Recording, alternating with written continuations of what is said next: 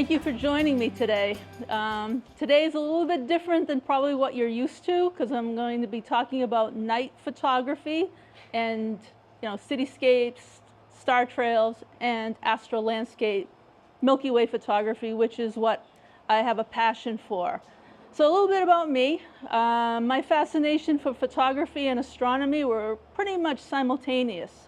Been holding a camera since literally I was about 4 years old.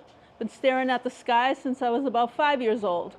And throughout my journey, cameras and astronomy never really clicked until the digital camera was released. At that point, the two fascinations merged, and I never looked back. So I'm somebody that you'll see fumbling in the dark a lot. And I'm going to talk about how to use a DSLR or mirrorless camera to capture the heavens with a foreground, and also utilize a camera after the sun goes down. One of the caveats of photography is you think, oh, when the sun is out, you take a picture. That's not true. The beauty of a camera is it shows you what our eyes cannot see when the sun goes down. As you know, our vision becomes monochromatic at night, and these cameras can see the color that we cannot. So before we get started, a couple of things that I just want to fill you in on once I figure out this doodad. Did it work? No, of course not. All right. So I also have written 4 books. The latest one is about the Benro Polaris, which is a smart tripod head. It is geared for photographers, but lately it was also discovered by the amateur astronomy world. It's basically a 3-pound equatorial mount, and it is a fascinating gadget. I bought it 3 years ago, and with lots of bruises, bloodied body parts, I figured out how to use it because, like anything else, anything technical, the documentation is either dismal or does not exist at all. So I put together this book to help other people navigate this incredible tripod head. I also have a book on night photography, which is basically what I'm going to be covering in this presentation, and it's a brain dump. It covers everything from cityscape photography to star trail photography, aurora photography, photographing the eclipses, both lunar and solar, and Milky Way photography, and also how to post-process them. And infrared is my other fascination. I love infrared, and my journey in infrared started with film photography, which is a rabbit hole unto itself. But with digital, it has become more mainstream, but still has rabbit holes. And if you have a camera that's collecting dust, infrared is a really great way to bring new life to this camera. And this covers, how to select an infrared conversion and how to post-process these really funky images. I'm going the wrong way. And this is the book that started it off. I have a fascination for lighthouses. Funny story, this book came about because people kept on telling me I needed psychiatric help because I was so obsessed with lighthouses. So as a catharsis, I put together this lighthouse book with photographs that I've taken everywhere that I've gone that has a lighthouse. And if you have somebody in your life that likes lighthouses, this might be something they might enjoy. And for the record, it didn't help. And I teach photography. I teach night photography, and I have a workshop coming up May 15th through the 17th on Cape Cod lighthouses. And of course, lighthouses and nighttime, Milky Way. And I have another one in June, which is Milky Way in Acadia National Park, one of my favorite places to photograph the night skies. You have, it's a place that is eye candy for a photographer. You got the glorious Milky Way and everything in between. And the image at the bottom here, that was actually shot last May when we had the aurora. Can you speak a little bit louder? Is this thing on? No, it doesn't work like that. You can just to record. No, leave that, don't touch that. Yeah, it's That's just to just for record. recording. Do I have to be louder? Yes. Yes, thank I'm you. Italian, but I'm not that loud. So that was the aurora that graced the sky in May. It was a really nice surprise. Hello. Okay, so you can find me in the usual places. If you forget my name, just think Rosanna Dana, and you'll probably remember my name, Silvana Della. And yes, that is actually my name. It has nothing to do with photography. So let's talk about seeing in the dark and Milky Way photography.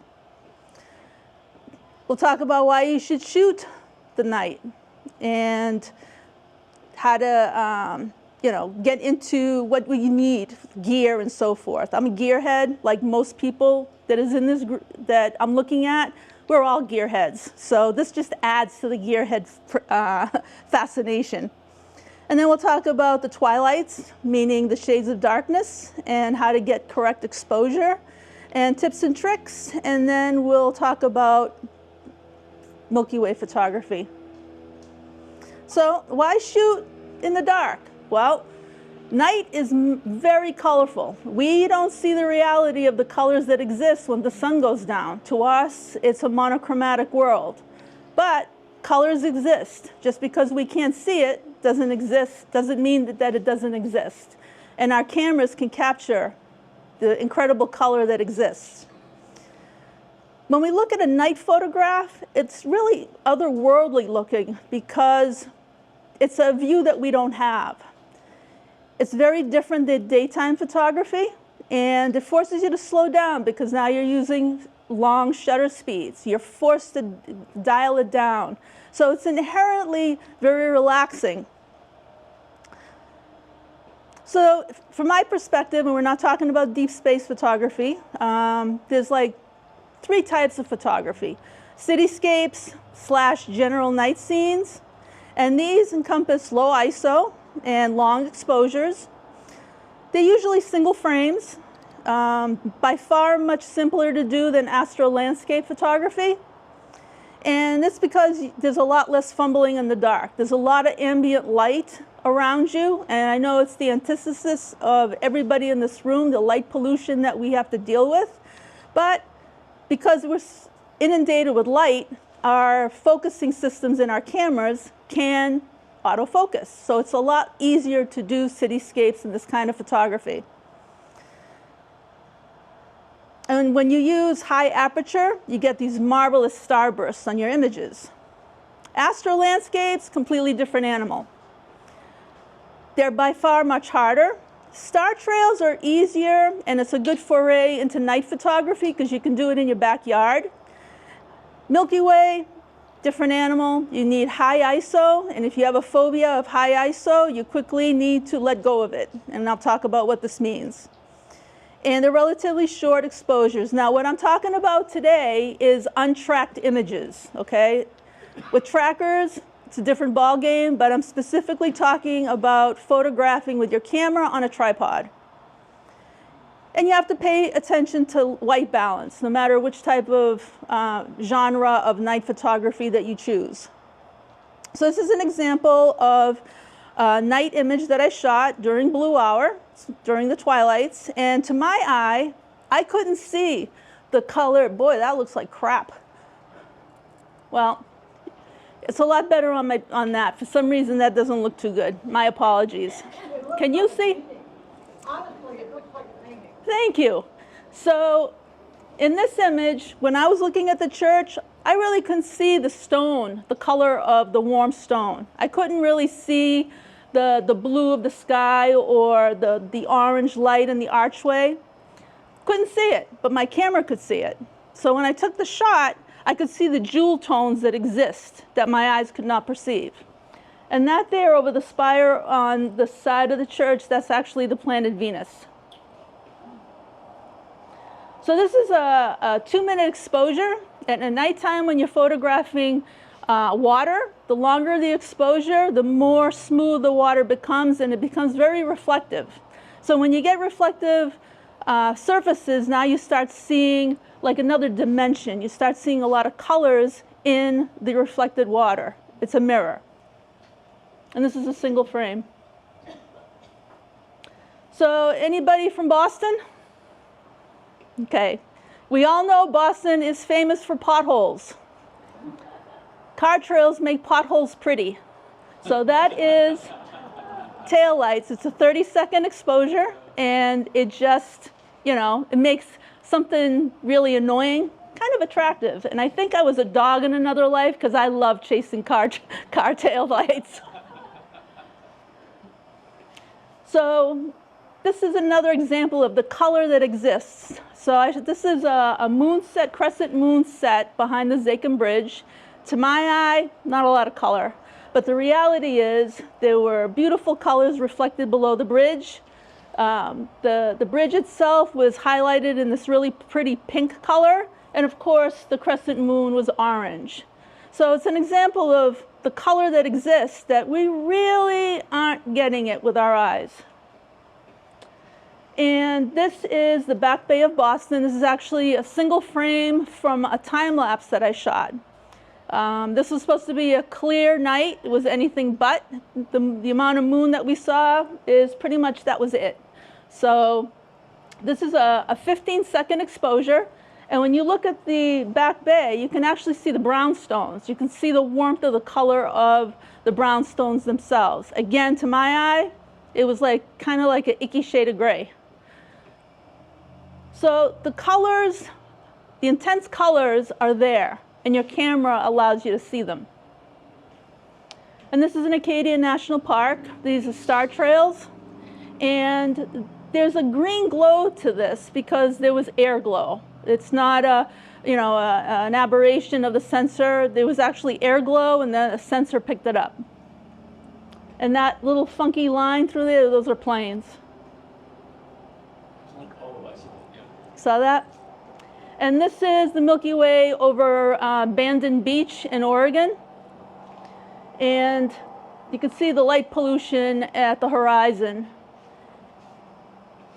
My eye really couldn't see the Milky Way, but my camera could. And this is a 5-second exposure, single frame, very high ISO. And this is, boy, does that look bad. This is one of the World War II towers that exists peppered around Massachusetts. And this is a single frame Milky Way. And the beauty of the night sky is it changes from day to day. You guys know that the seeing is affected night to night. And this also affects the Milky Way itself. It changes how it looks. So some nights the core is very distinct, very orange gases that you can see. And there are other nights it's very muted. So from night to night it changes, even in the same location.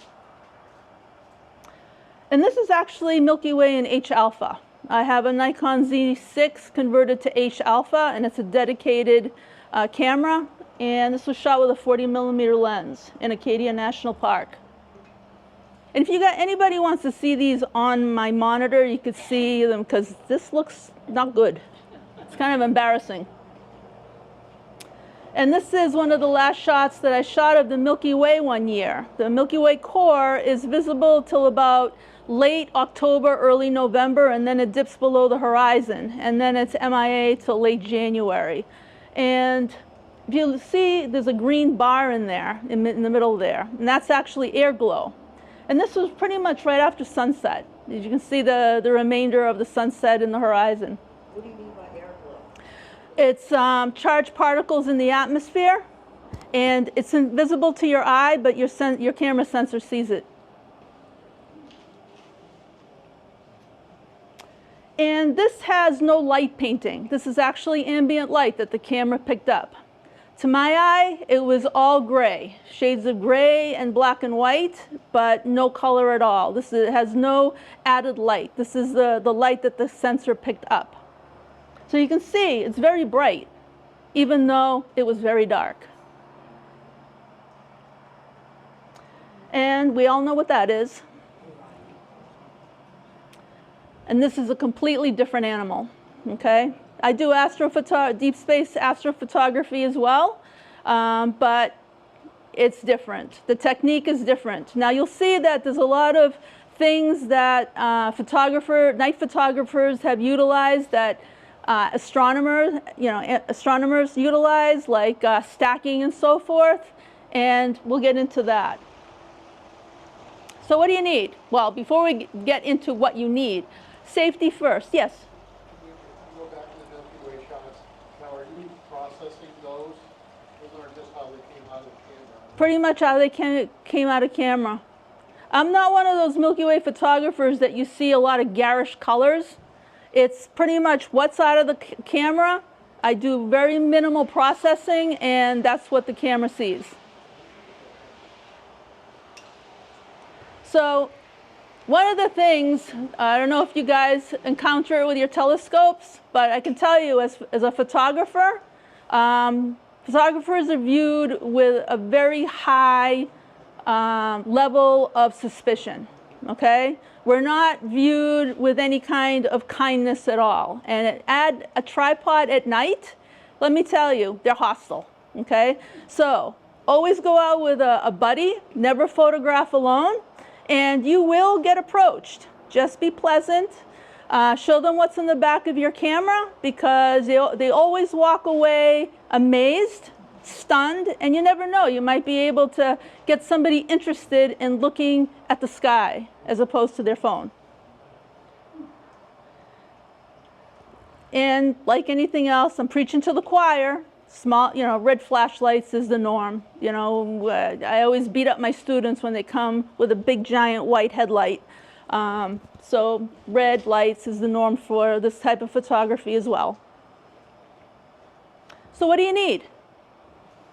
You need a mirrorless or a DSLR camera, a sturdy tripod, just like your telescopes. You don't want a mount that is wimpy. I see a lot of my students come with travel tripods. You need a good solid tripod.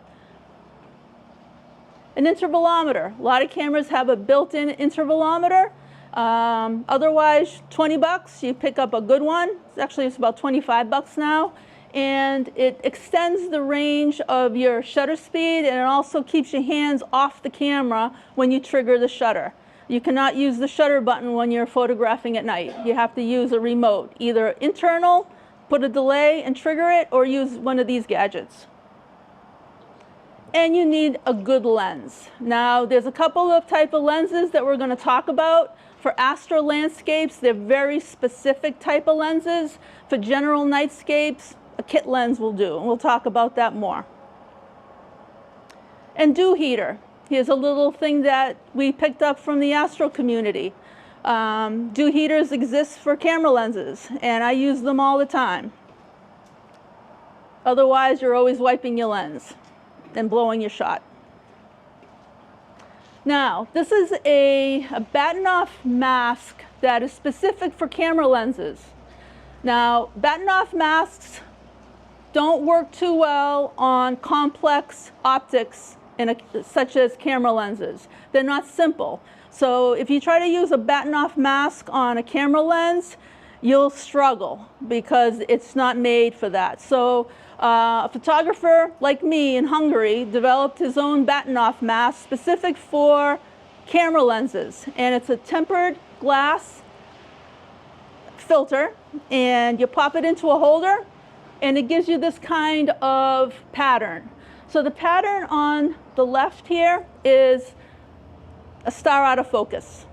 The pattern on the right is a star that's in focus. So just like a batten-off mask where you take a look at the spacing between the spikes, same thing, but this one gives you a higher definition of accuracy because of the diffraction pattern that it gives you. What's it called again? Focus on stars. What's the mask called? Focus on stars, yeah. And if anybody's interested in this, just email me and I'll give you all the information. So, fast, sharp lenses are critical for night photography. Now, your kit lens is perfect for cityscapes, star trails, but if you want to photograph the Milky Way, you need better glass, okay? Manual focus only. Okay, autofocus works well in cities because of the ambient light, and the autofocus systems rely on light to focus. At nighttime, in the boonies looking at stars, manual focus. So that's where the focus on stars filter really comes in handy. So switch off the autofocus, okay? So, big tip. Learn the buttons of your camera in the privacy of your own home in total darkness before you head out, okay? Because you will be going, what is this thing? I don't recognize it anymore, because it becomes totally foreign at nighttime, okay? So what do you need an external intervalometer for? So what this does is it gives you really refined control over shutter speed. And number one for night photography is it keeps your hands off your camera. Even if you use a touch screen, you're introducing movement. So your hands off the camera. So use either a delay in your camera or one of these gadgets. So here's an example of a cityscape. This is actually Kennedy Library in Boston. And this is a 30-second exposure, single frame, and it was pretty windy, because if you look at the clouds, it kind of gave you this really cool movement that the slow shutter speed picked up. Here, I'm chasing car trails again. So this is the Zakin Bridge, photographing it, the cars going back and forth, so that was a lot of fun. And rain. Rain doesn't stop me. I photograph a lot at night in total downpours because you get incredible reflections at night. And plus, all the people go away. All the Waldos leave. I call them Waldos. A friend of mine called them Waldos, and I really like that, so it stuck. So reflections and the richness of the night really makes for a very intriguing image. This is the Memorial Bridge in Portsmouth, New Hampshire on a very calm night. And I got some really cool reflections, very still water. And this is an example of the richness of the color that exists at night.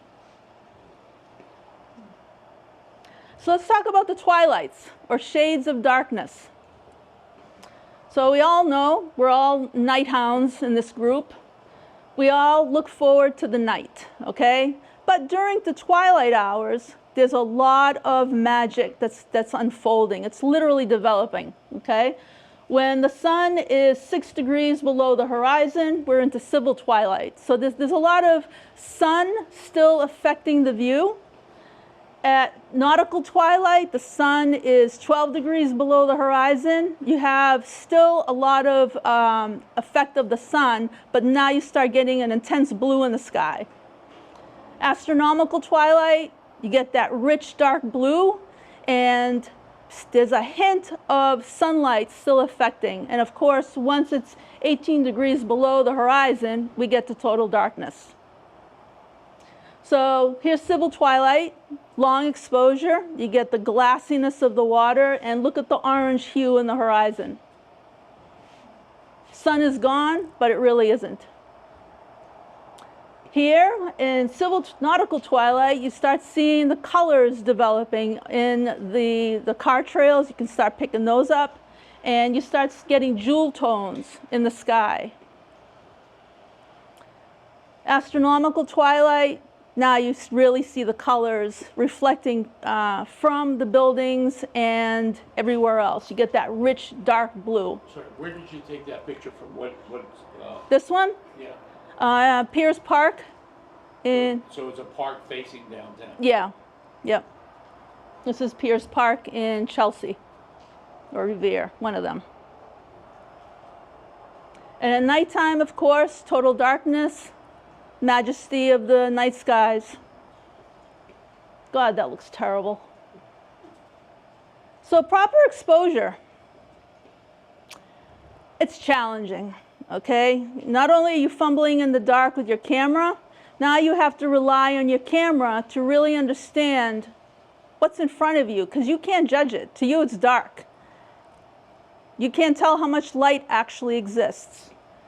So you have to also balance all of the light around you. You know, especially LED lights, they've become really difficult because they give off different lumens, different white balances, and it just creates a hodgepodge of mess that you have to balance out.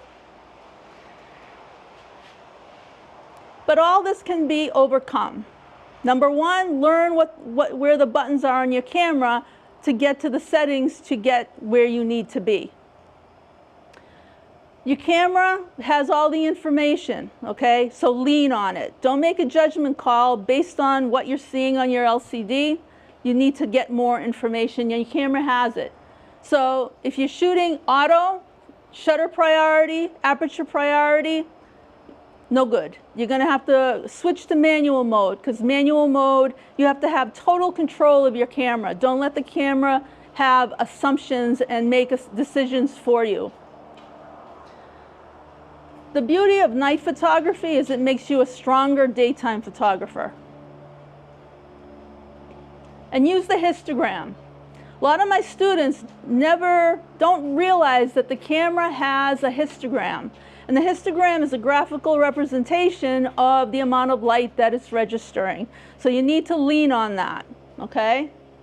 Your LCD lies to you. It shows you a perfectly exposed image in the back of your camera, but that isn't true. What it's showing you is the JPEG rendition of the RAW file that it developed, okay? So it made adjustments under the cover, and it's showing you that JPEG. And you're going, oh, I'm good. But the reality is your image is underexposed or overexposed, and there's no recovery from that when you go home.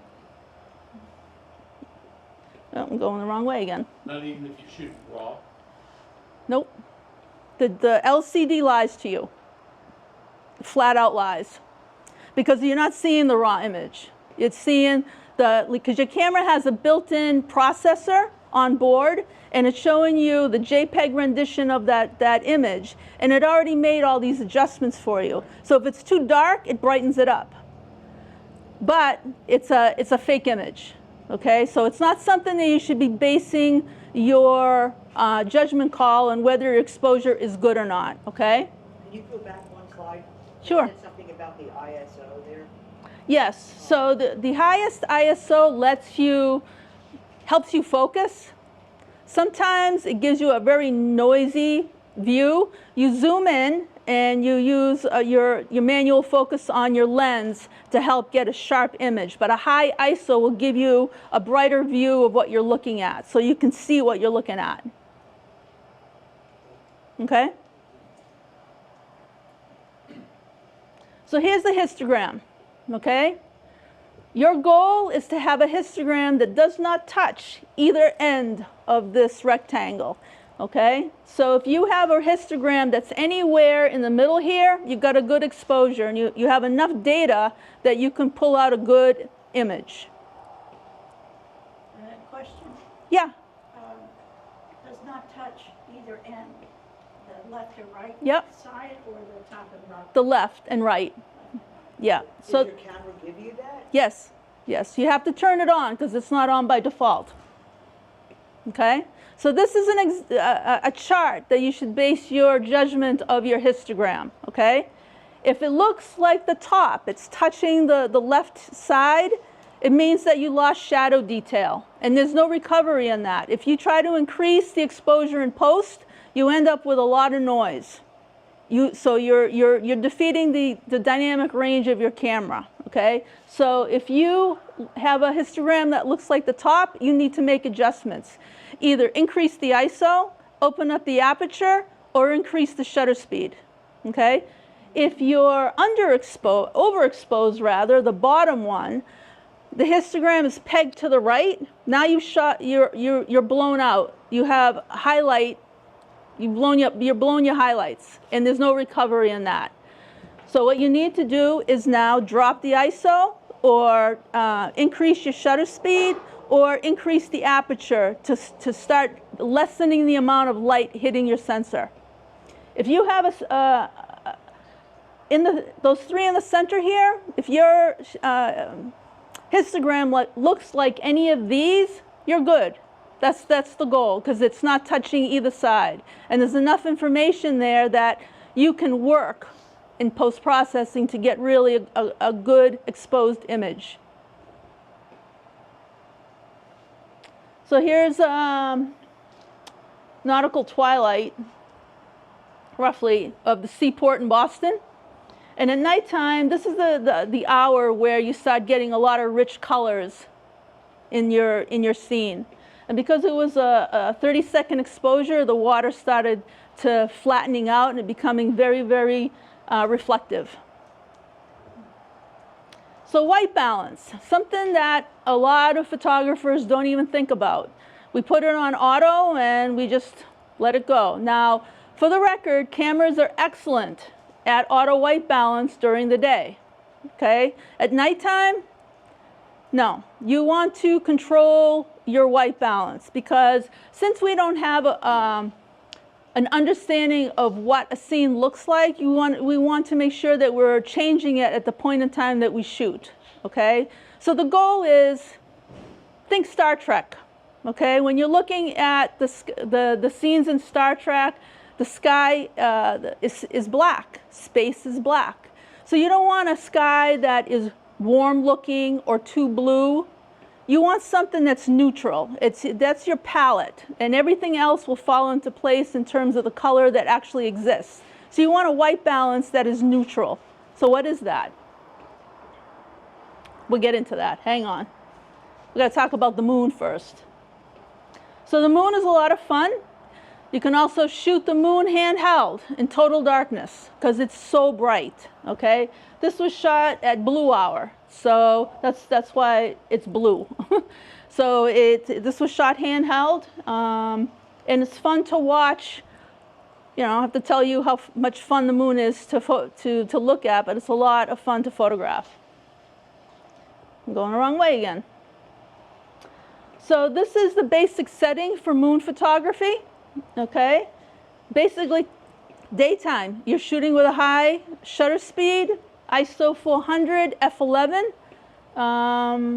320th of a second, and auto white balance, and you can get perfectly sharp shot in the dead of dark because the moon is so bright. Okay.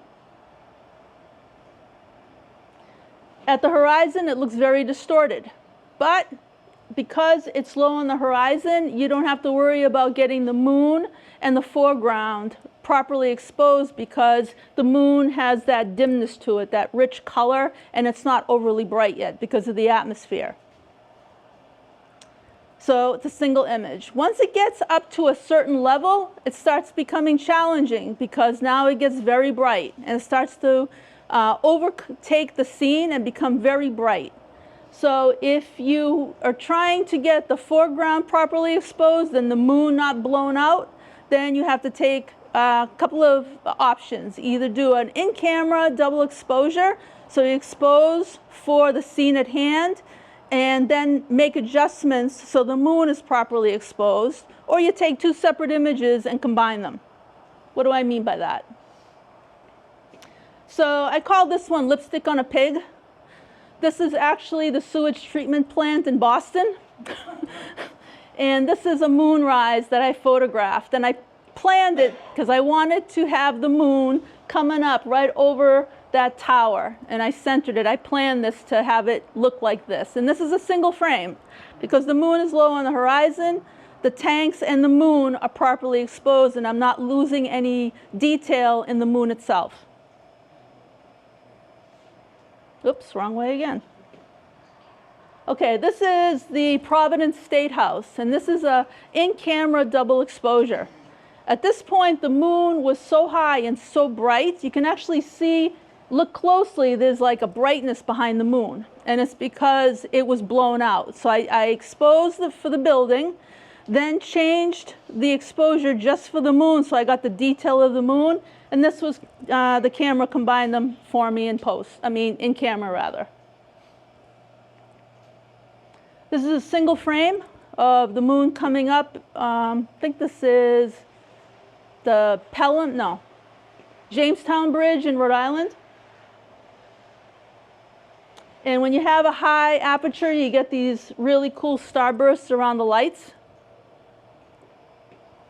And this is another one that I planned. This is one of the brownstones in the Back Bay of Boston with the moon rising, full moon.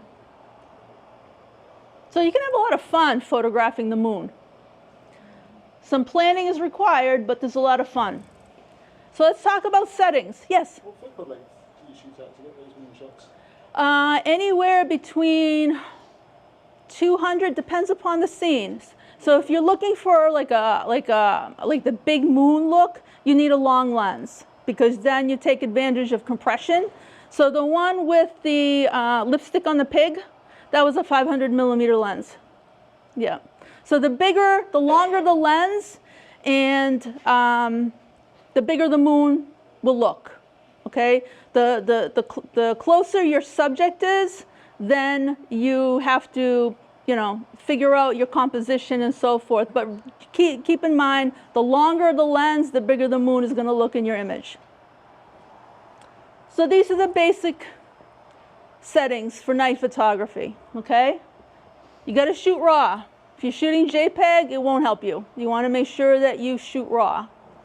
Manual mode, okay? If you don't shoot manual mode now, you're going to use manual mode now, okay? Shoot at the native ISO. What is the native ISO? So each camera has a base ISO at which it has the greatest dynamic range. Some cameras have a native ISO / base ISO of 100. Some have a base ISO of 200. My Nikon right here has a base ISO of 64. That is the ISO at which it has the greatest dynamic range, okay? Yes? How do you find out what the native ISO is? Look at your manual, or you can even just Google it. What is the native or base ISO for such and such a model? But your camera manual will have that, okay? So the goal for any photographer is to shoot at the base, try to shoot for that. But of course, for night photography, it goes out the window. But for cityscapes, use your base. Play with your shutter speed and so forth to get the proper exposure. And then I'll show you everything I'm telling you now is going to go right out the window when we talk about astro. Okay? Set your LCD brightness to -3. Okay? Your LCD brightness is the biggest eater of your battery. It's not your camera taking pictures, it's your LCD. And your LCD is actually calibrated for sunshine. So at nighttime, you're actually messing up your night vision because it's so bright and it's eating your battery. So just drop it down. In Canons, they call it something else, but just look for your brightness, LCD brightness, and just drop it down. And you'll be surprised how dim it can be at night, okay? The Z8 also has a night mode. Yes. But the Starlight mode is awesome. But this is actually the LCD. You have to it's different from the Starlight. Oh, really? Yeah. So turn your RGB histogram on, okay? Make sure that you have your histogram available to view on your LCD and also in your viewfinder, because it helps you judge your exposure on the fly. Turn off the long exposure noise reduction. It's turned on by default in your camera, okay? You don't need it. And turn off high ISO noise reduction. So the reason why you want to turn it off is it'll save you battery, because if you take a 30-second exposure and the long exposure noise reduction is on, the camera is, once it's done taking the photograph at that 30-second, it's going to now take a dark frame. So it's another 30 seconds of exposure. So it does the noise reduction right in camera. So it takes a dark frame and reduces the noise in your image. But you can do this in post, and all it does is it eats your battery, so just turn it off. Same thing for high ISO, okay? This is handled in post. When you're photographing in the city, when you have a lot of ambient light around you, okay, pay attention to where your street lights are and always use your lens hood, okay? The challenge about street images is where the lights are. So you don't want the light coming in and hitting your lens and causing flares and all kinds of havoc in your exposure. So use your hand, use your hat, use your body, put yourself behind a tree. Always pay attention to where the light source is if it's messing up your shot. And take off filters at night. Okay, I'm a big filter hound. I love filters. But at nighttime, they're problematic because now you're getting bouncing light in your filter. So you end up making a mess. Any questions about this stuff so far? I know I'm hitting you with a lot of stuff. Yes. Don't worry, you can ask me later too. So, white balance. Okay, this is the thing I harp on a lot. Auto white balance works fine once up to the point that the sun is higher than 18 degrees below the horizon, meaning blue hour. It knows how to handle blue hour really well, so you get the rich blues of the night. But once it's total darkness, night falls, you need to take over. So your white balance should go between 3750 Kelvin and 4350. The reason why there's a range is based on what I've seen in my workshops with varying cameras.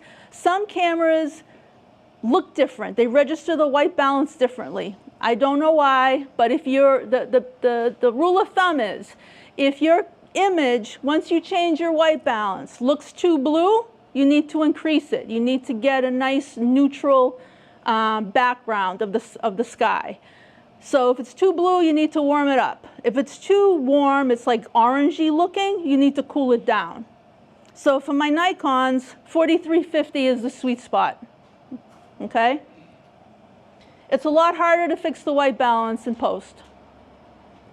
And I try to do everything in camera as much as I can.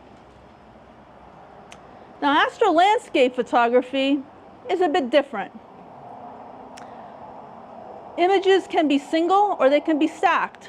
Okay, you guys that do stacking with astro, you'll see there's a lot of similarities here because this borrows a lot of things from deep space photography, astrophotography. Okay, fast lenses are key. You want to have an aperture of f2.8 or faster.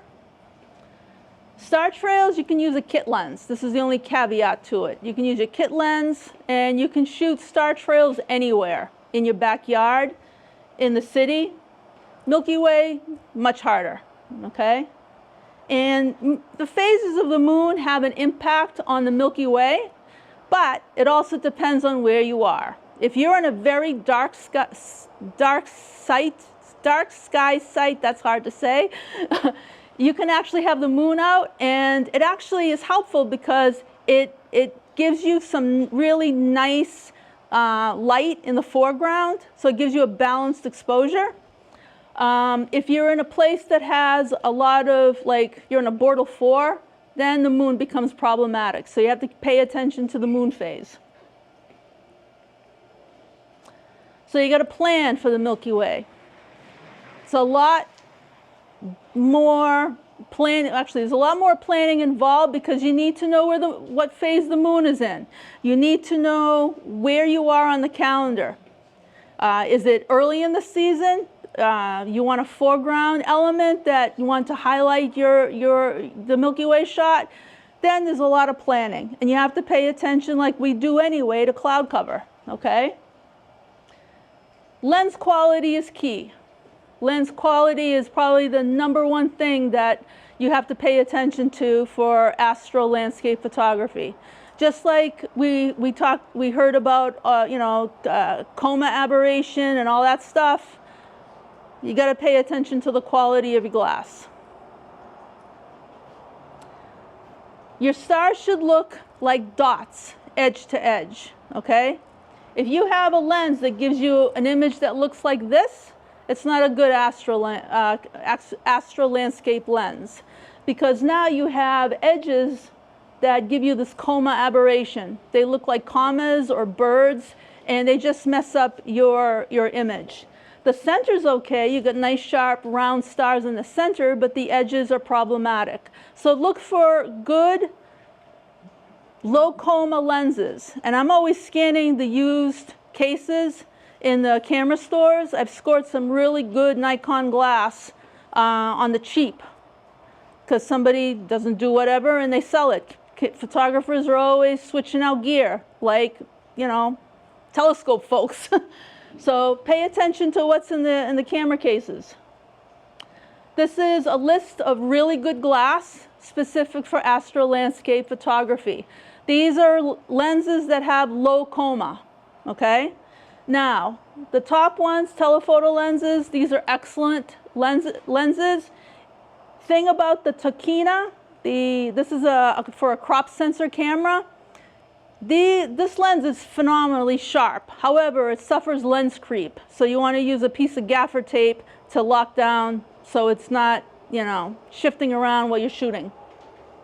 For prime lenses, Rokinon / Samyang, they make great lenses. However, their quality control sucks, okay? I bought that 14mm lens there. I went through 4 iterations before I got a good one. So make sure that if you order a lens and it's a Rokinon or a / Samyang or you know, this applies to all of them, but specifically this brand, because their quality control is horrific. Make sure that you test it. Shoot stars in your backyard, make sure they're pinpoint, edge to edge. So I bought them from B&H and it turned into a joke. It's like, test it, wrong, ship it. But they know that these lenses are problematic and they have a good return policy. So just make sure that you test them. But all these are really good astro lenses. Star trails. This is a really good way to get your toes into astro landscape photography if you've never done it before. So star trails are a lot of fun. You can do them in your backyard. You don't have to worry about bortle. You know, you can do it in a very light polluted area. I've shot it in the city of Boston, star trails. So think about the direction. So depending upon how you want your image to look, you want to maybe consider the direction that you're pointing your camera at. So use a compass. If you're pointing north and you're in the northern hemisphere, you get wonderful circular star trails. If you're in, somewhere in Australia or South America or anywhere in the southern hemisphere, facing south will give you beautiful circular star trails as well. If you're facing east or west, or you get like this kind of star trail. And if you're facing south and you're in the northern hemisphere, you get this half moon type of business. So you guys, I don't have to explain this to you guys. It's kind of nice. So depending on where you are, you know where the Polaris or whatever is. So let's look at star trails. So this is shot with my walkabout lens, 28 to 300 millimeter lens. It's not an astro lens. And it's almost 400 frames, okay? The more frames you have, the better quality the star trails. And I positioned myself specifically to get circular star trails at this lighthouse. Told you, lighthouse, okay? There's Polaris on the right tip of the lantern room. And you can see the colors really stand out of the stars with star trails. They're a lot of fun. And they're simple, you just set up, take a bunch of them, and then just stack them together in post-processing. This here is 15 seconds with about 1 second between each frame. Okay? So I set my camera's intervalometer. I use my camera's internal and set up the sequence. The shorter the frame between, the interval between each frame, the tighter your star trails will be. If you put a long duration, you'll have gaps. And I'm going to show you what that means. So this is what your star trails will look like. Should have just showed you this instead of babbling, but there it is. So circular ones have a lot of visual impact. I love circular ones. You'll see a lot of them in this. So plan your foreground, and I start with a low ISO, and then depending on your shutter speed, you adjust. Keep the histogram in mind, okay? And you want to shoot at least 1 hour. The more shots you have, the better quality your star trails will be. Again, small interval between each frame, tight gap, otherwise you'll get a big gap. And then you can use Sequitur if you're on a PC, or Star Stacks if you're a PC or Mac user. Sequitur uses raw files, no issue, you don't have to convert anything. Star Stacks, which is PC and Mac, these are both free applications. You have to convert them to either JPEG or TIFF files, because they don't, Star Stacks doesn't understand raw files. So this is the Sandwich Boardwalk on Cape Cod, and those little wonky lines, those are actually planes coming out of Logan Airport. And this is only 64 frames. Now what was cool was a car turned around while I was shooting and lit up the boardwalk, which was kind of like a nice ad. Now this is an example of a wider gap between each frame. The trails kind of look like a pearl necklace.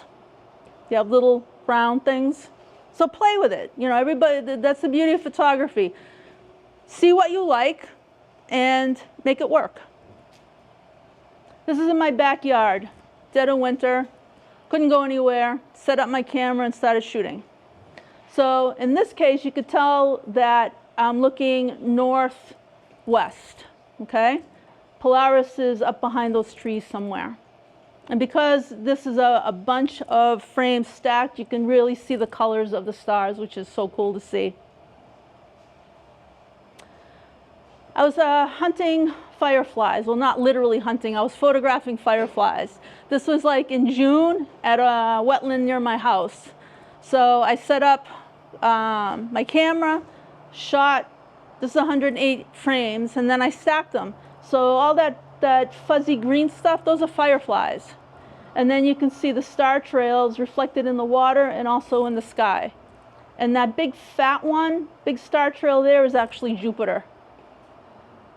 What time of day? Nighttime. This is probably around 10, 11 o'clock at night.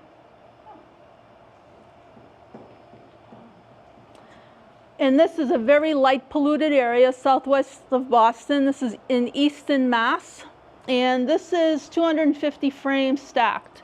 Now when you stack frames together, you're actually, it's an aggregate of time. So all the ripples in the water, just like having one long exposure, when you put all the frames together, it flattens the water. So you got some nice reflections. So I purposely positioned myself to have Polaris in between the tree because I wanted the star trails around the tree itself. And this was a Milky Way adventure that went south. The forecast was clear, but it was anything but. And after traveling an hour and a half, what do? You start shooting something else. And if the cloud cover is enough to blot out the Milky Way, but if you do long enough exposures, the star trails are visible. So that's what I did. These are 30-second exposures, and I stacked 106 frames. What did you use to stack them? Sequitur. Say it again? Sequitur? Sequitur. Yeah. I'll have a panel with the names of the stuff. So this is the old stone church. It's an old church, the remnant, the only standing building in West Boylston, Mass, that once they flooded 3 towns to make the Wachusett Reservoir, this is the only building that's standing. And it's a really beautiful stone church. And I photographed this pretty much right after sunset. You can still see some colors in the horizon. But if you look closely, you see these lines at the top there? Those are Starlink satellites. Exactly. And they're getting worse. But that big wonkadoodle trail there, that's Venus. And this is in Acadia National Park. 73 frames, shot with my walkabout lens. And you can tell there's a lot of cloud in the low cloud on the horizon. And you can see some fireflies flitting around. And if you want to see outstanding star trails, look up this gentleman. His name is Lincoln Harrison. He's from Australia. He does star trails like no other. And he shoots for like 6.5, 7 hours in one shot. Okay, and then he puts them all together in a very specific way in post-processing. But this is the stuff he does. It's wild. So I highly recommend that you check him out. He's amazing. Any questions so far before we dive into the big kahuna? Yes? Other than the fact that your lens has to accommodate the sensor size, does the sensor size of the camera itself make any difference? Not really. I shoot full frame. I find that full frame gives you better choices when you're cropping. So when you're cropping a full frame image, you don't lose, you don't end up with pixelation. So for night photography, I always rely on my full frame images, although what you see, I really don't crop. But there isn't much of a difference. You do want to use the proper lens for your camera. So full frame camera, full frame lens, so you don't get vignetting and all that other good stuff. Right. Okay, thank you. You're welcome. Any more questions? Yes? So if you have like a Milky Way shot and a landscape in the front, Mm-hmm. and you take 30-second exposures, you take 100 of them or whatever, aren't the stars going to move, a little bit? So when you stack those, is there going to be like a blurry foreground or else a blurry background? I show you. Oh, Good question, though. Yes? Okay? All right. So, Milky Way, the mother of night photography. All right? So, as I noted before, the Milky Way core, when photographers talk about the Milky Way, they're specifically talking about the core. We know that the Milky Way is visible year-round. But when people like me talk about the Milky Way, we're talking about the galactic core, okay? The core starts becoming visible late January. Just before dawn, you'll see it low on the horizon. With each passing month, it goes higher and higher and higher until it drops out of visibility at end of October, early November. Now, in the early part of the season, it rises in the southeast. As the year progresses, it starts going westward until in the fall, it rises in the southwest, okay? So this is the stuff you need to pay attention for. The moon, where it is, where it is is it showing up right in the core? Is it full? I mean, full could be good, could be bad, depending on where it is relative to the Milky Way. Light pollution is a huge problem. I don't have to preach to the choir. Real pain in the behind. So, unlike for telescopes, you can get by using telescopes in a very light polluted area. Not so for the Milky Way. Okay, it gets obliterated. Like, for your telescope, seeing affects your Milky Way image. Websites help you locate dark skies. I'm sure, you're going to see stuff that you're familiar with already. And cloud cover assessment is critical, okay? It's much more critical than you think. So this is one of the tools that I use to locate dark skies. Now, since I live in New England, I tend to either go north or photograph the Milky Way along the coast of Rhode Island, Connecticut, along Cape Cod, and I get a pretty good view of the Milky Way because you're shooting over the ocean and you don't get the light pollution. This is a fisheye view of the Milky Way in Ninigret Park in Rhode Island.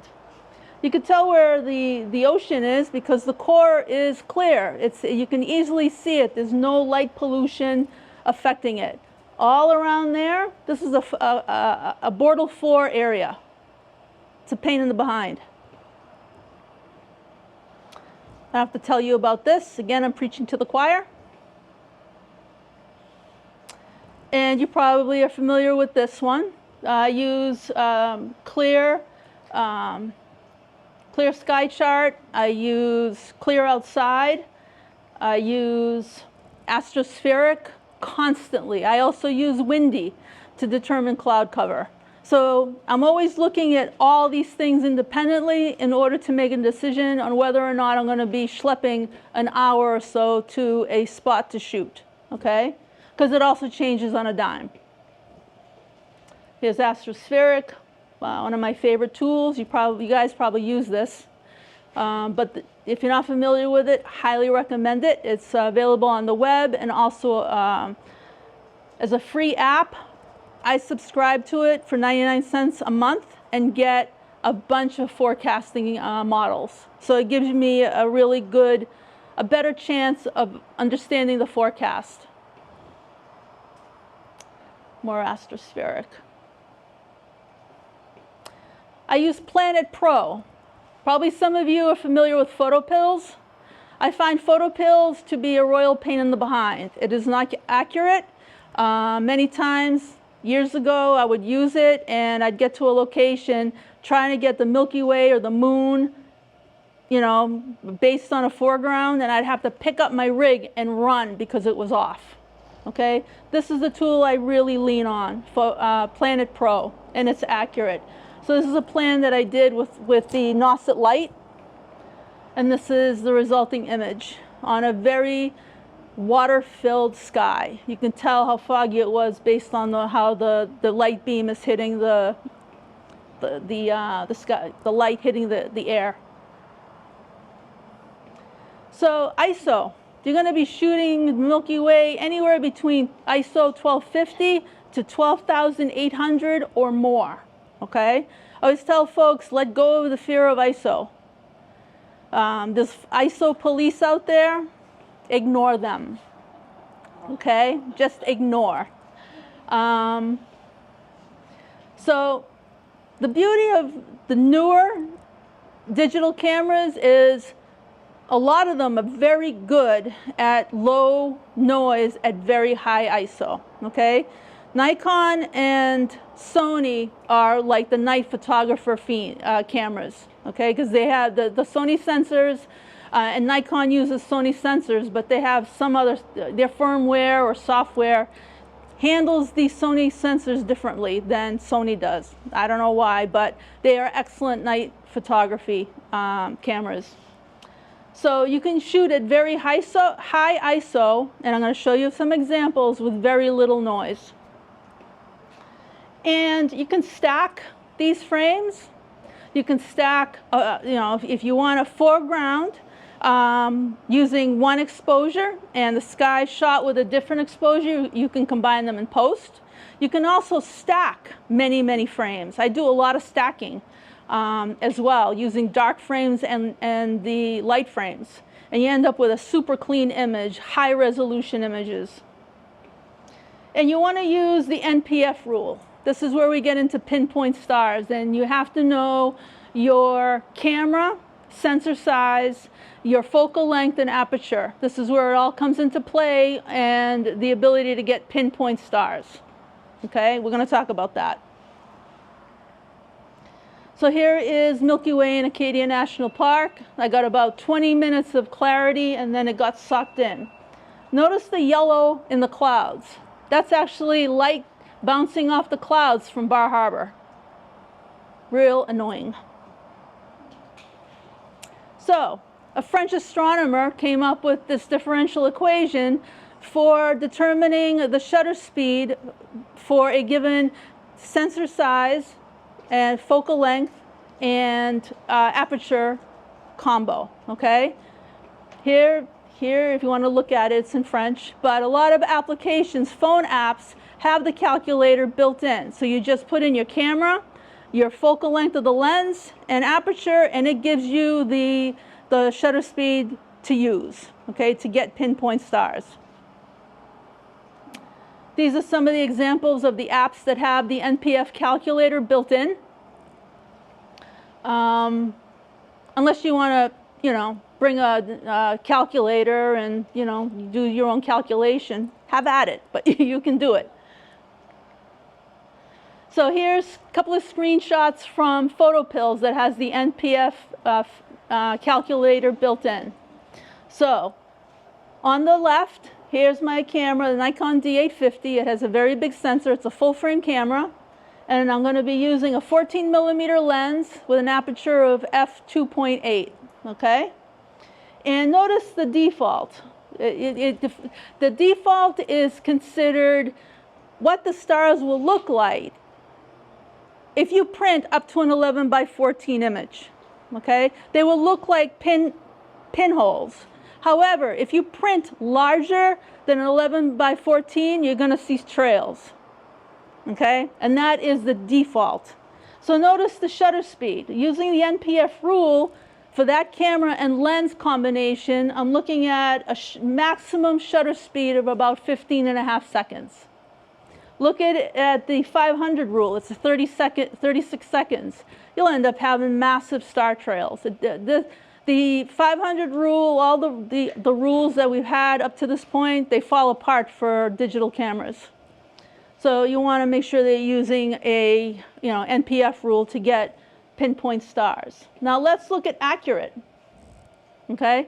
Look at the shutter speed. It's half the amount. So what this does is, if I'm using a shutter speed of about 8 seconds, I can print as big as I want, and those stars will look like pinholes. So this is where you have to consider, how you're going to use that image. I print a lot, and I print big, and I want to make sure that my stars don't have trails.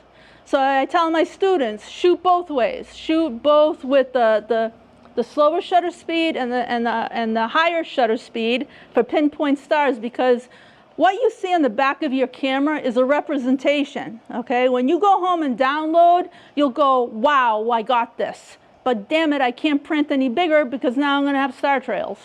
So print both ways, shoot both ways, and then if you want to print big, you have that option. So here is Cape Cod. I shot this probably about 5 or 6 years ago. You'll probably recognize Jupiter and Saturn. Single frame, and at this time of year, the Milky Way is almost vertical. I shot this probably August. And at this time of year, there's a lot of tourist action on Cape Cod, so you see the light pollution. And this is a single frame. This is in Lubec, Maine. Very dark, very wonderful. This is a single frame. And the ISO 6400. And a lot of darkness in the sky. Lots of stars. This is a panorama. This is a nine frame panorama that I stitched together. And this is Lighthouse, surprise. And there is the Milky Way arch, and this is in May. And this one here is the very first time I captured the Milky Way with my camera, after chasing it my entire life. I screamed. When I saw that, thank you. When I saw that on the back of my camera, I lost my mind, okay? I'm sure you guys know this feeling when you look in your telescope and you go, damn, I got it. That is awesome. This one, I still lose my mind when I see this because I remember what it was like. So, single frame, and this was shot in late August. Notice the Milky Way is pretty much vertical. This is late September, okay? That there is Jupiter. Yeah, and there was a lot of haze in the atmosphere, so it gave that diffused look to the planet. But if you look, you can actually see the core reflected in the water.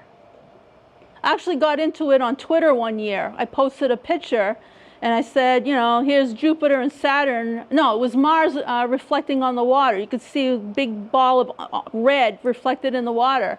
And people came at me. It's like, you can't see a planet and stars reflected. I'm like, yeah, okay, dude. But you can see the stars and, you know, the reflection. So you get still water, you get awesome reflection of the sky. And this is my favorite selfie of me. I don't do selfies, but this is my favorite shot of me, okay? Milky Way and a car turned around behind me. This is a causeway. No longer allowed to shoot there because the parking police come after you. But car turned around and I got my shadow cast on the causeway. But and this is a single frame. And it looks like crap. I hope you guys come up and take a look at my screen because that doesn't look like it should be like that. Now this is at the same place I shot the fireflies near my house. It's a Bortle 5 area. Can't see the Milky Way. This is an infrared shot. Okay, this was shot with a full spectrum infrared with a 720 nanometer filter. And look, you can see the core, because it filters a lot of garbage that prevents you from seeing it with your eye or even a normal camera, okay?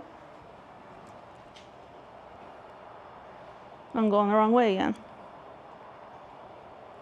So what do you do for the stars? Just like the other settings, shoot raw, manual mode, set your white balance, important. Use the NPF. And keep in mind, this is without a tracker, just putting your camera on your tripod and shooting. Use your NPF rule. And your NPF rule, the shutter speed that the NPF calculation gives you, is the only thing that doesn't move. Well, actually, your aperture shouldn't move either. Here's a caveat. If you're shooting with a very fast lens, a 1.2 or 1.4, and you can't get your stars in focus, you need to stop down. It's because the optics of the lens are blowing out your star. So just stop it down. Just don't go past 2.8, okay? And once your aperture is set and your shutter speed is set, the only thing that moves is ISO. Don't fear it. Since noise is random, it's like potholes. Yeah, the more frames you stack on one on top of the other, the potholes get filled, okay? You can use dark frames. You shoot the dark frames at the end of the night. Put your lens cap on, don't change any settings, and fire off a bunch of dark frames. And I like to do about 12, actually about 10 plus frames. I shoot about anywhere between 10 and 20 dark frames and at least 12 light frames or more, and then I just slap them together in post. So here is a stacked image, 16 to 35 millimeter lens, and 21 light frames, 17 dark. There's no rhyme or reason. Just shoot a lot of each and just put them together. The software knows what to do. Question, Yep. when you say dark frames, are you referring to the same things when you do for Yep. dark frames? And No different. Yep, dark frames. Yep.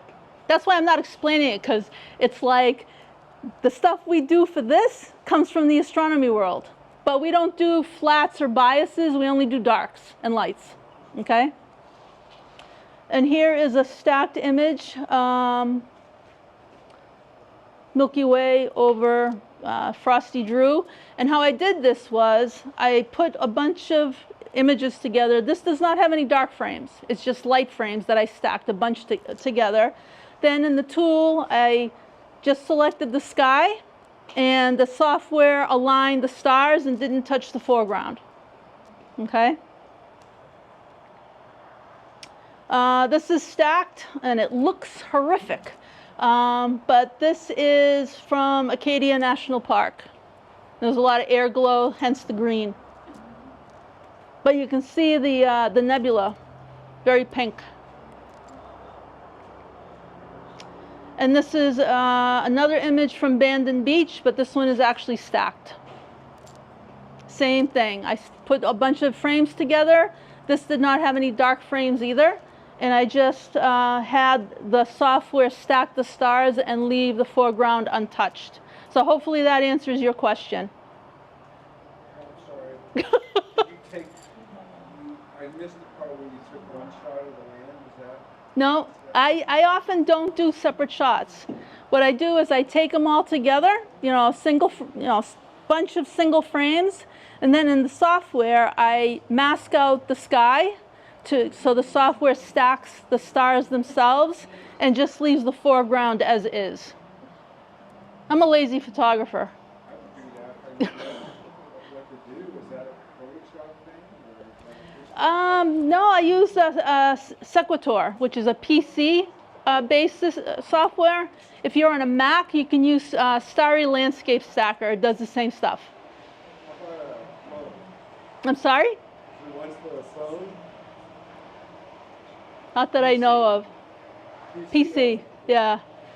I don't use phones for night stuff, and I do all my post-processing on a computer. So for PCs, phone stuff, no clue. Okay. So this is what I use for processing, okay? So Sequitur is the one for PCs. This tool handles raw files. It's not available for Mac. It is a free tool and it works really well. You can actually use this tool for deep space photography as well, because it handles light frames, dark frames, bias frames, it does it all. And it works pretty well. If you're on a Mac, actually let's step back. So for stacking, like star trails, Star Stacks is a free tool.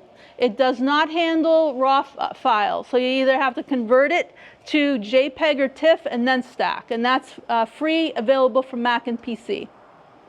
Starry Landscape Stacker is the one that actually aligns stars, so you can stack stars together and get a clean image, and you use light and dark frames for that. I use Adobe Photoshop, Windows and Mac. Actually, I use a Photoshop and Camera Raw. I'm not really a Lightroom person. Pretty much any software that allows you to post-process images and layers and stack, you can use. And GIMP is also a great tool. It's open source, it's free, and incredibly powerful. And this is a 19-frame Milky Way shot that looks like total crap again. But, yeah.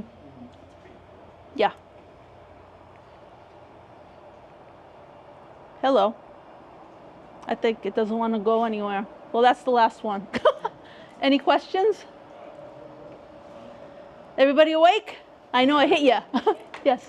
So you had your laser there. Do you ever do when you shoot the foreground with one frame and the sky with another, so you've got two Nope. frames together? I went like this. Put it on my tripod. Okay. Bang, bang, bang, bang. The key for night, for stacking starry images, is you want to have a lot of overlap. Okay.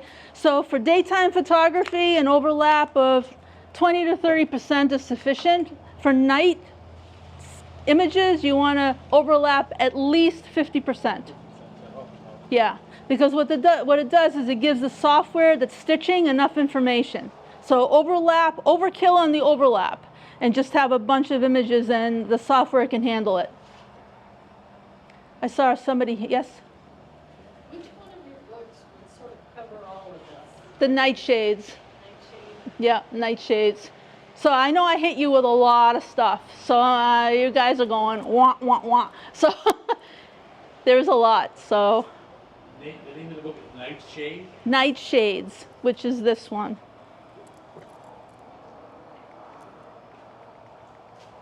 That one.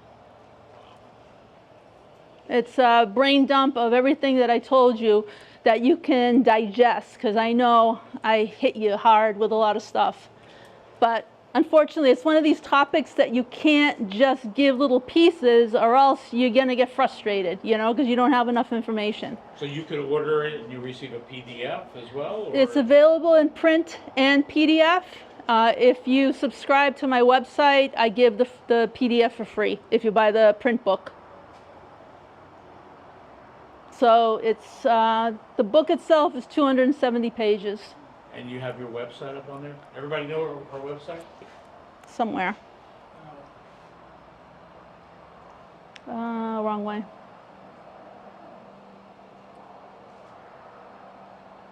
No, there I am. Yeah, wrong one. Hold on. That'll fix it. Have to get there. Hold on. That's where you can get me.